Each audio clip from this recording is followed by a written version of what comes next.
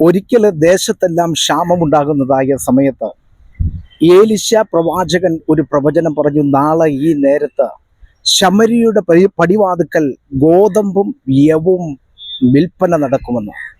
എന്നാൽ രാജാവിൻ്റെ അകമ്പടിനായകനായിരിക്കുന്ന ഒരു മനുഷ്യൻ പറഞ്ഞു, ദൈവം ആകാശത്തിൽ കിളിവാതിലുകൾ ഉണ്ടാക്കിയാലും അത് സംഭവിക്കത്തില്ല എന്ന് പറഞ്ഞു. ആ മനുഷ്യനോട് ഏലിശ പറഞ്ഞതായ ഒരു മറുപടിയുണ്ട്, നീ അത് കാണും, പക്ഷേ അതിൽ നിന്ന് ഭക്ഷിക്കുകയില്ല എന്ന് പറഞ്ഞു.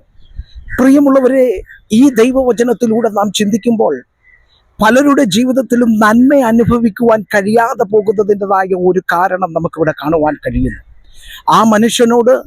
ആ മനുഷ്യൻ കേട്ടതായ ദൈവശബ്ദത്തെ അവൻ അവിശ്വസിച്ച് അവൻ നടക്കത്തില്ല എന്നുള്ള അവിശ്വാസം അവൻ്റെ ഹൃദയത്തിലേക്ക് കടന്നു വന്നപ്പോൾ എന്തു പറ്റിയെന്നറിയാമോ? അവൻ്റെ ജീവിതത്തിൽ കേട്ട വചനം നന്മയ്ക്കായി ഭവിച്ചില്ല.